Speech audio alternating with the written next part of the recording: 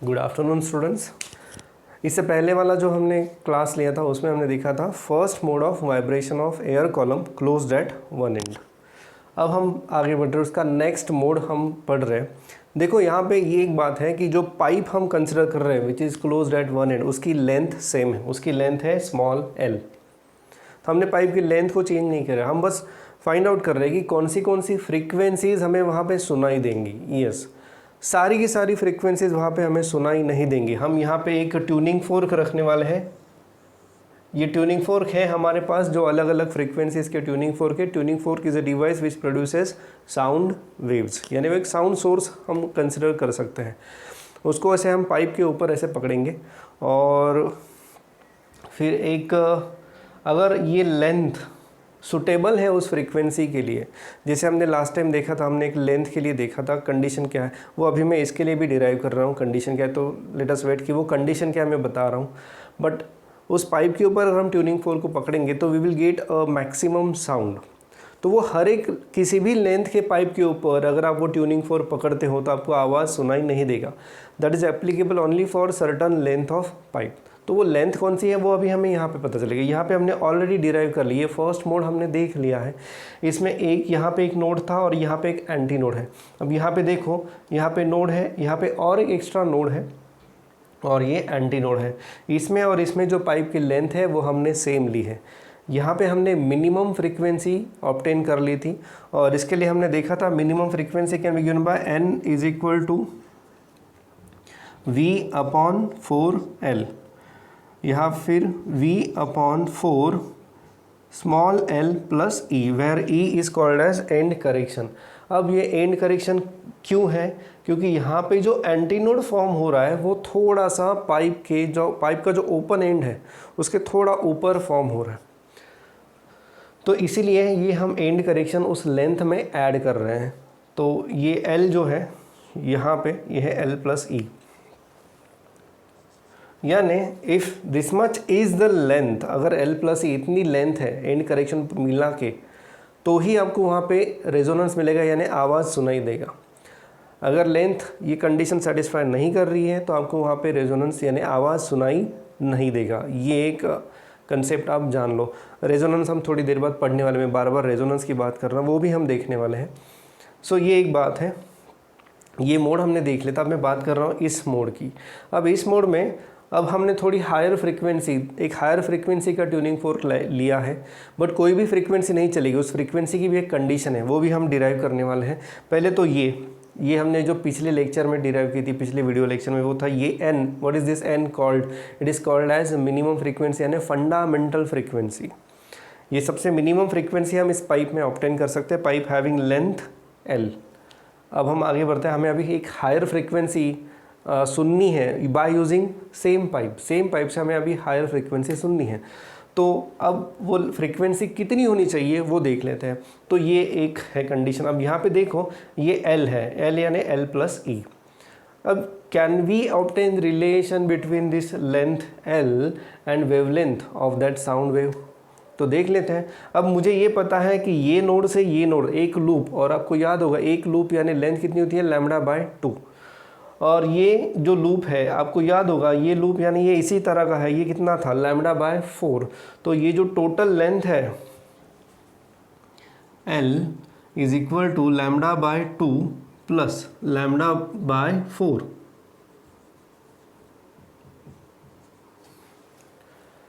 λ/2 यहाँ से यहाँ तक एक लूप यानी λ/2 होता है, और दूसरा यहाँ से यहाँ तक ये λ/4।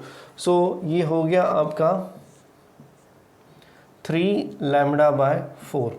सो देयरफॉर मैं इसको λ1 कहता हूँ। So λ1 is equal to 4l/3। चलिए ये एक्सप्रेशन हमें मिल गया। We have obtain relation between wavelength and length of that pipe. Next is velocity of sound wave. Velocity of a wave हमें पता है, velocity of wave is frequency into wavelength. So velocity v is equal to frequency, अब मैं यहाँ पे frequency n1 लेता हूँ because n is fundamental frequency, तो मैं यहाँ पे फ्रीक्वेंसी ले रहा हूँ n1। So this n1 into λ1। So velocity is product of frequency and wavelength. So I can write here N1 is equal to V by λ1। V by λ1 कितना आ रहा है आपका 4L/3। सो ये आ जाएगा 3V बाय 4L, दिखाई दे रहा है? Yes, it is 3V/4L। यानी N1 में अब देखो क्या कर रहा हूँ, N1 is equal to V/4L। ये देखो ये यहाँ पे आ गया V/4L, यानी ये अपनी फंडामेंटल फ्रीक्वेंसी थी। सो N1 इज इक्वल टू, मैं इसको थोड़ा ऐसे लिख देता हूँ V/4L, और V/4L है आपकी फंडामेंटल फ्रीक्वेंसी। सो ये है N1। सो जो नेक्स्ट हायर फ्रीक्वेंसी मुझे मिल रही है, मैंने अभी कहा था कि आपको सारी फ्रीक्वेंसी सुनाई नहीं देंगी, उसके लिए कंडीशन है, और वो कंडीशन ये है, आपको ये फ्रीक्वेंसी सुनाई दे रही है विच is nothing but fundamental frequency and the minimum frequency which can B obtain by using pipe closed at one and. तो उसके बाद वाली कौन सी फ्रीक्वेंसी हमें सुनाई देगी, तो उसके बाद वाली जो फ्रीक्वेंसी हमें सुनाई देगी that is equal to N1 is equal to 3N।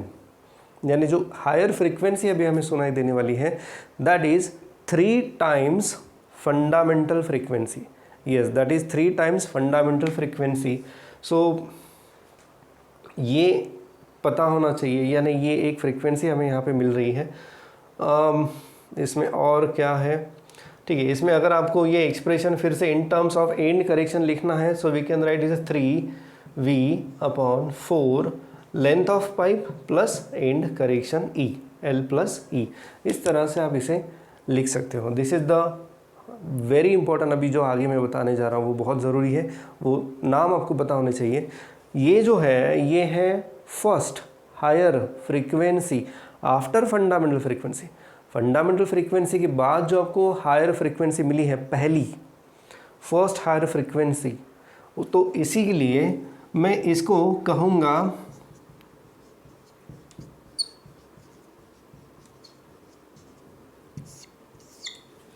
First overtone. इसको मैं कहूँगा फर्स्ट ओवरटोन। और एक चीज़, तो ये ओवरटोन का मतलब समझ में आ रहा है? फर्स्ट ओवरटोन फिर से बता रहा हूँ, this is the first higher frequency after fundamental frequency. पहली जो फ्रीक्वेंसी मुझे मिली वो कौन सी मिली? N, which is called as fundamental frequency. ये मिनिमम फ्रीक्वेंसी आपको इस लेंथ के पाइप से मिलेगी, सुनाई देगी। अब जो नेक्स्ट फ्रीक्वेंसी मुझे सुनाई देगी वो रहेगी ये, which is first higher frequency N1, which is 3 times fundamental frequency, और ये फर्स्ट हायर फ्रीक्वेंसी है आफ्टर फंडामेंटल फ्रीक्वेंसी, तो इसीलिए मैं इसको कहूँगा फर्स्ट ओवरटोन। ये आप याद रखो। और एक चीज़, ये कितना है मल्टीपल? ये 3 टाइम्स फंडामेंटल फ्रीक्वेंसी है, this is 3 times fundamental frequency. तो इसको मैं लिखूँगा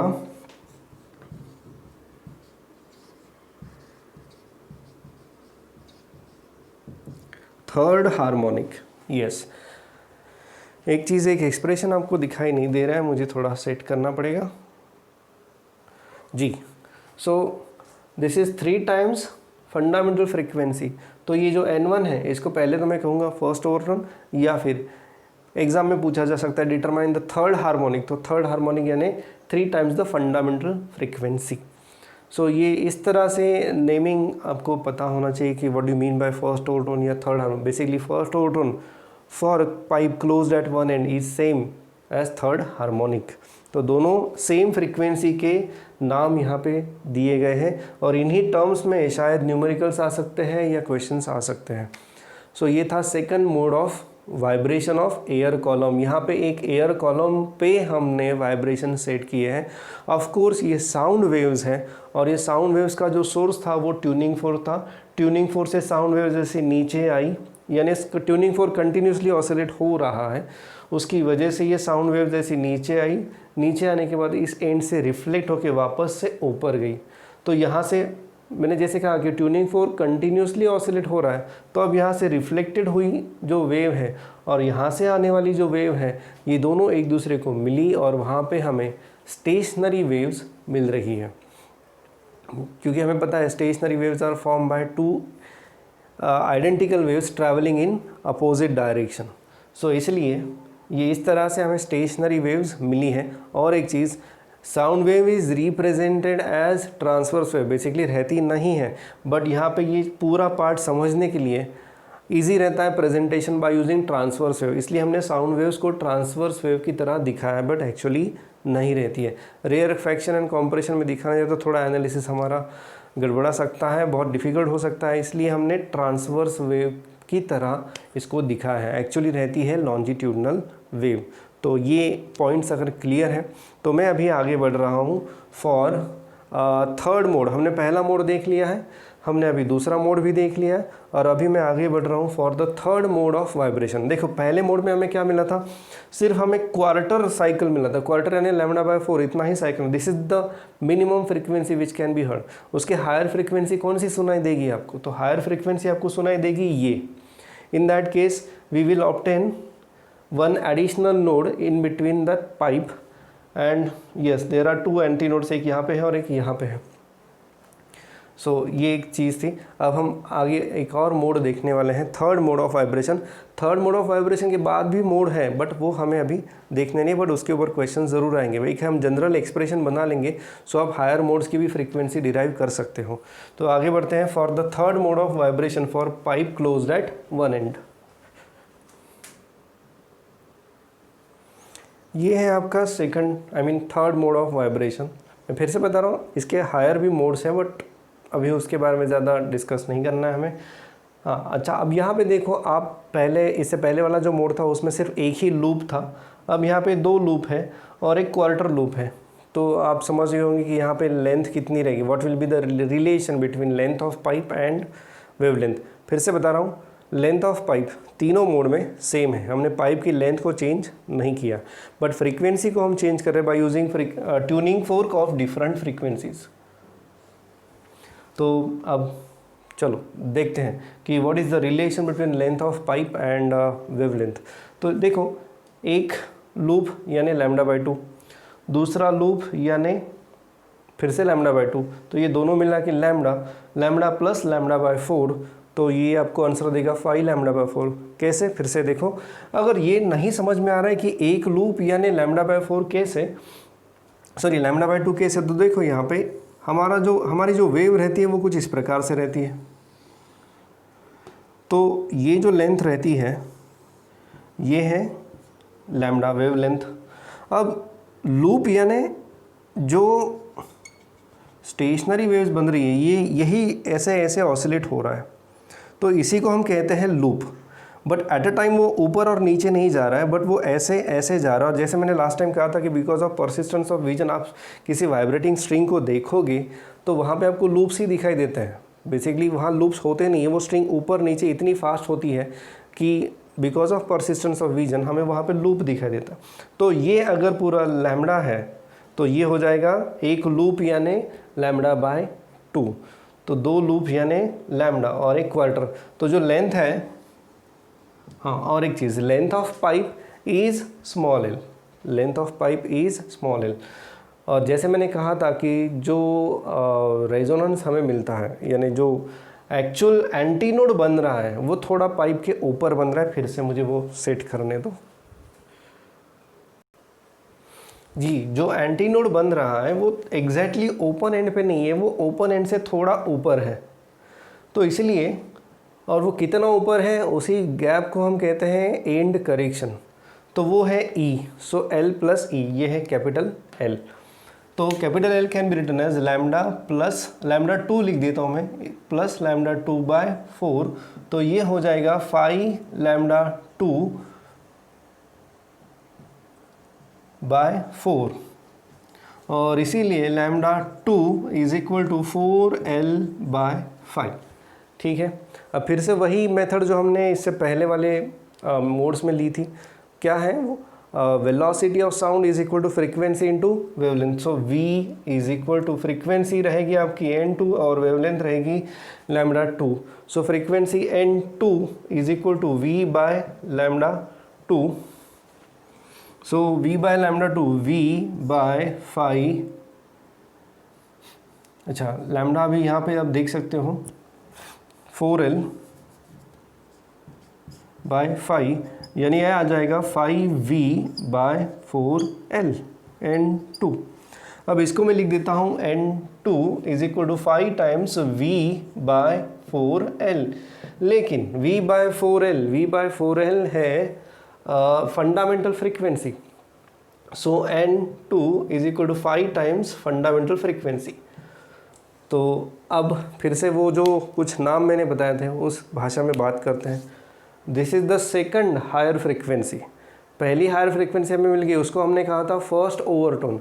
अब ये जो है this is second higher frequency after fundamental frequency, this is second higher frequency after fundamental frequency, so this is called as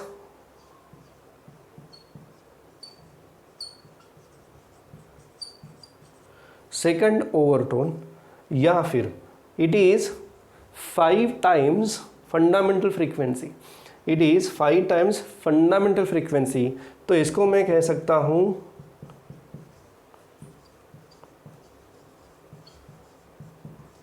fifth harmonic या फिर second overtone. For this case दोनों का मतलब सेम है, ये दोनों एक ही फ्रीक्वेंसी की बात कर रहे हैं। सो ये था हमारा third mode of vibration of air column closed at one and. तो यहाँ पे एक पता चला कि पहली जो फ्रीक्वेंसी मुझे मिली वो फ्रीक्वेंसी मुझे मिली n, फिर जो दूसरी फ्रीक्वेंसी मुझे मिली which is nothing but second overtone वो मुझे मिली, सॉरी फर्स्ट ओवरटोन वो मुझे मिली 3n, और इसके बाद वाली जो फ्रीक्वेंसी मिली वो मुझे मिली 5n। तो ऑफ कोर्स अब मुझे बता सकते हैं आप लोग कि इसके बाद वाली जो फ्रीक्वेंसी मिलेगी वो क्या मिलेगी मुझे, that will be 7n then 9n, यानी for a pipe closed at one end we are getting only odd harmonics, yes first and third harmonic, fifth harmonic, seventh harmonic, यानी we are getting only odd harmonics, यानी odd multiple of fundamental frequency. तो ये था overall analysis for the air column vibrating in a pipe closed at one end। अब आपके text book में एक बताया है उन्होंने, continuing in a similar way for the pth overtone. देखो अब यहाँ पे ये जो सेकंड ओवरटोन है, सेकंड ओवरटोन जो है वो फिफ्थ हार्मोनिक है, सेकंड ओवरटोन जो है वो फिफ्थ हार्मोनिक है। तो यहाँ पे उन्होंने बताया पेज नंबर 143 पे थोड़ा सा लास्ट में उन्होंने दिया है, पीथ ओवरटोन दिखाई देगा आपको, सो ठीक है मैं ट्राई करता हूँ। So the pth overtone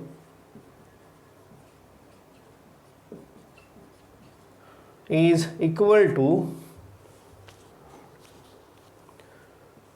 2p+1 harmonic, pth overtone is equal to 2p+1 harmonic. I hope ये क्लियर हो गया होगा। जैसे कि सेकंड ओवरटोन फिफ्थ हार्मोनिक है, फर्स्ट ओवरटोन जो था वो थर्ड हार्मोनिक था, तो in general pth overtone will be 2p+1 harmonic. So ये कंक्लूजन था फॉर दिस टॉपिक। इसके ऊपर बहुत सारे न्यूमेरिकल्स, बहुत सारे टाइप के न्यूमेरिकल्स आते हैं। Even there is a combination of pipe closed at one end and pipe open at both end, इसका भी कॉम्बिनेशन पूछा जाएगा, तो वो भी हम नेक्स्ट टॉपिक पे अभी बढ़ रहे हैं, that is the vibrations of air column open at both ends. तो चलिए उसका डिस्कशन अभी शुरू कर देते हैं।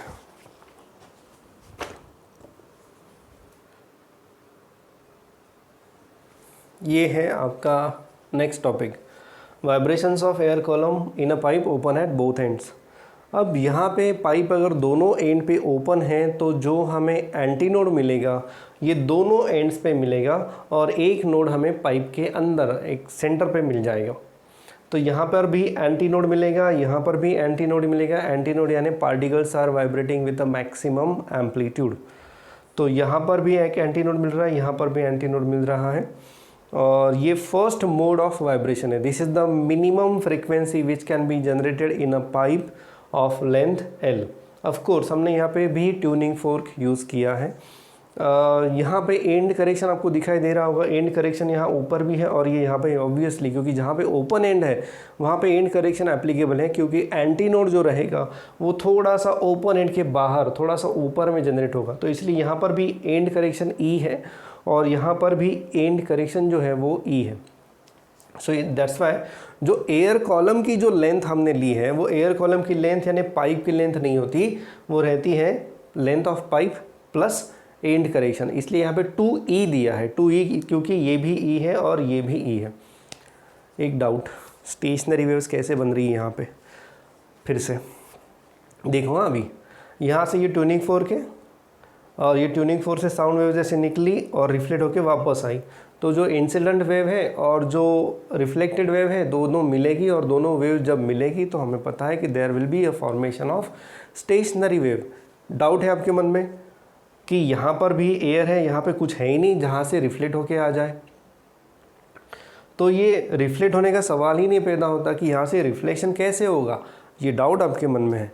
यस, बट मैंने आपको बताया था कि whenever there is a change of medium, whenever there is a change of medium there will be reflection।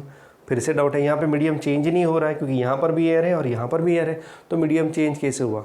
ध्यान से सुनो, अभी बात ऐसी है कि जो एयर इस पाइप के अंदर है तो दैट एयर इज़ बाउंडेड, यानी we can say that is a denser medium.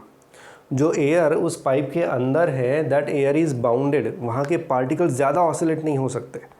But जो एयर पाइप के बाहर है that air is not bounded, so we can say that is a rarer medium.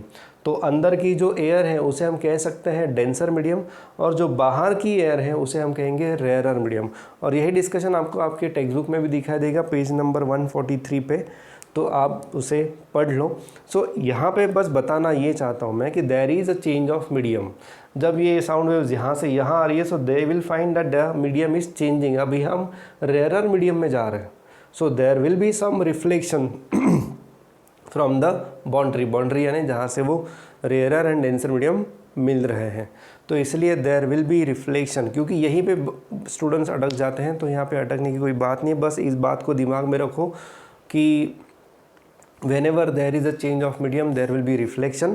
और यहाँ पे तो समझना थोड़ा डिफ़िकल्ट हो जाता है क्योंकि यहाँ पर भी एयर है और यहाँ पर भी एयर है, तो कैसे, वो इस तरह से है क्योंकि ये एयर जो है ये पाइप में है और ये पाइप में जो एयर है that is bounded, so particles they do not have much freedom to oscillate. But जो एयर बाहर है तो वो जो एयर मॉलिक्यूल्स है, एयर पार्टिकल्स हैं, they are free to oscillate with a maximum amplitude. तो हम बोल सकते हैं कि अंदर की एयर जो है वो डेंसर मीडियम है, बाहर की एयर जो है वो रेयरर मीडियम है, और मीडियम चेंज होता है तो वहाँ पे रिफ्लेक्शन होता है। बस इसी को आप समझ लो, इसी को आप ध्यान में रखो, बाकी रहने दो। बाकी मुझे नहीं लगता इसमें कुछ एक्सप्लेनेशन देना पड़ेगा, और कुछ डाउट है तो आप रुक जाओ, इसको ऐसे ही रहने दो क्योंकि एक्सप्लेनेशन नहीं मिलता है इसका कहीं पर भी। चलिए अब हम आगे बढ़ते हैं। So we have incident wave and we have reflected wave, and ये दोनों वेव्स मिलेगी तो स्टेशनरी वेव फॉर्म होगी। स्टेशनरी वेव भी कैसे फॉर्म होगी, जैसे मैंने कहा कि यहाँ के पार्टिकल जो है they are free to oscillate, तो यहाँ पे एंटी नोड बनेगा, एम्पलीट्यूड यहाँ पे ज़्यादा होगा। यहाँ के भी पार्टिकल जो है वो भी फ्री टू ऑसिलेट है, तो वहाँ पर भी एंटी नोड बनेगा। तो नोड कहाँ बनेगा, दोनों के बीच में, तो यहाँ पे ये नोड बन रहा है। अभी चलते हैं आगे कि यहाँ पे जो लेंथ है और वेवलेंथ है दोनों में रिलेशन क्या है, length of pipe and wavelength, इसमें रिलेशन क्या है, अब ये ढूंढ लेते हैं। तो फिर से मैं थोड़ा सा बता देता हूँ कि हमें ये पता है,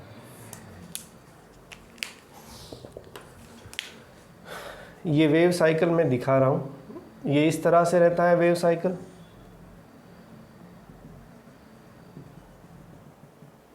ठीक है।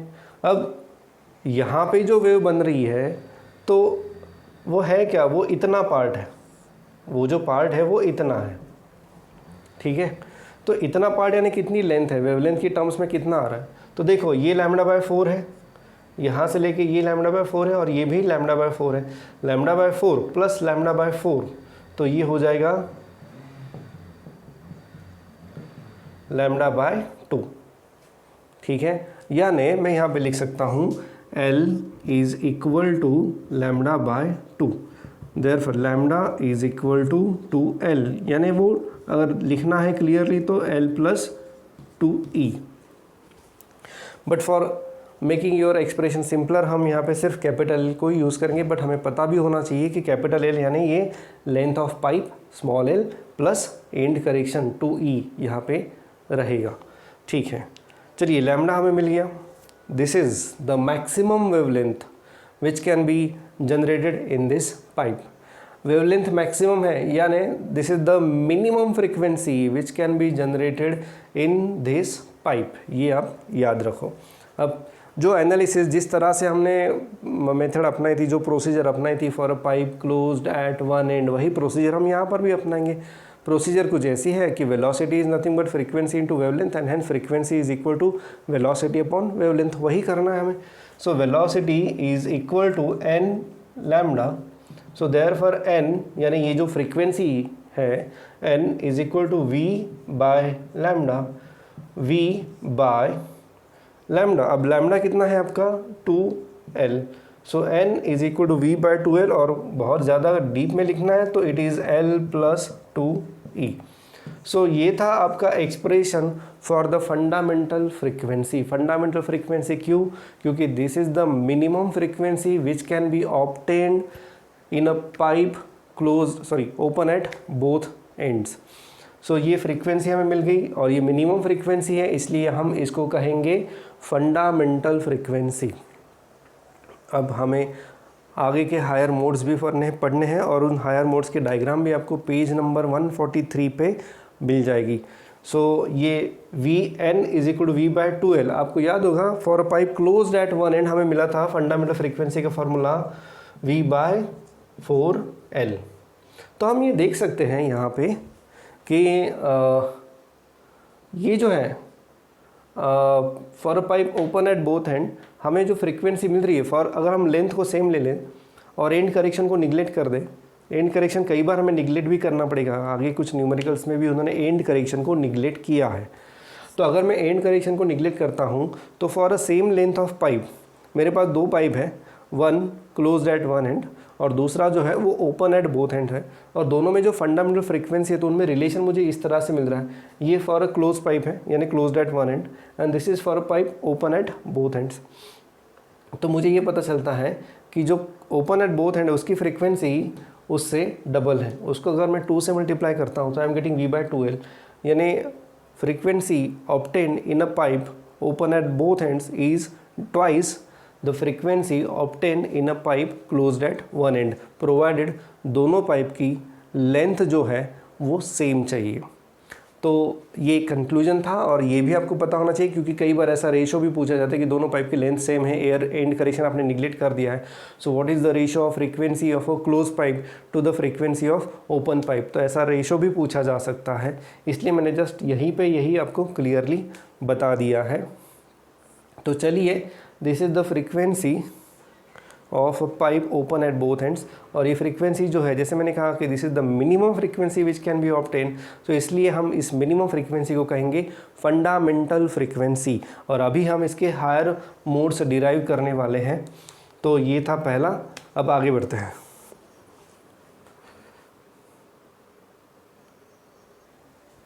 अब देखो ये आपका नेक्स्ट मोड है, next mode of vibration. Length of pipe को हमने सेम रखा है। यहाँ पे हमें पता है कि अगर ये दोनों ओपन एंड है तो यहाँ पर भी एंटी नोड होगा और यहाँ पर भी एंटी नोड होगा। जो फंडामेंटल मोड हमने देखा उसके जस्ट हायर वाला मोड ये रहेगा, this is the possible higher mode. और अब मुझे फिर से यहाँ पे डिराइव करना है relation between length of pipe and wavelength. यहाँ पे फ्रीक्वेंसी चेंज हो गई है, ये हमने यहाँ पे हायर फ्रीक्वेंसी का ट्यूनिंग फोर्क यूज़ किया है, फ्रीक्वेंसी चेंज हो गई है, डेफिनेटली हायर फ्रीक्वेंसी रहेगी तो वेवलेंथ भी चेंज होगी। And now we are suppose to derive relation between wavelength and length of pipe. तो अब यहाँ पे देख लो, पहले तो हमें एक लूप है यहाँ पे, तो एक लूप की लेंथ अभी मैंने बताया था वो कितनी रहती है, लैम्डा बाय 2 प्लस ये देखो ये है आपका लैम्डा बाय 4, तो ये प्लस लैम्डा बाय 4 और एक एडिशनल लैम्डा बाय 4 ये यहाँ पे, so plus lambda by 4, this is equal to capital L. Capital L यानी मैं यहाँ पे एंड करेक्शन को भी कंसिडर कर रहा हूँ। So capital L is equal to, ये टोटल अगर आप करोगे तो आपको मिलता है L is equal to lambda. तो अब ये रिलेशन मुझे मिल गया in between wavelength of sound wave and length of pipe. याद रखना इसमें एंड करेक्शन एडेड है, यहाँ पे लिखा है मैंने L is equal to length of pipe plus twice end correction, twice इसलिए फिर से बता रहा हूँ, एंड करेक्शन ये ओपन एट बोथ एंड है, तो ये भी एक ओपन एंड है और ये भी एक ओपन एंड है, इसलिए यहाँ पे जो एंड करेक्शन है वो हमने 2 बार कंसिडर किया है। सो this is the relation, the required relation between length of pipe and wavelength. अब इसके बाकी का जो डिस्कशन है वो मैं नेक्स्ट वीडियो में कर रहा हूँ, तो उसमें हम ये जो मोड्स है उन्हें हम ख़त्म कर देंगे।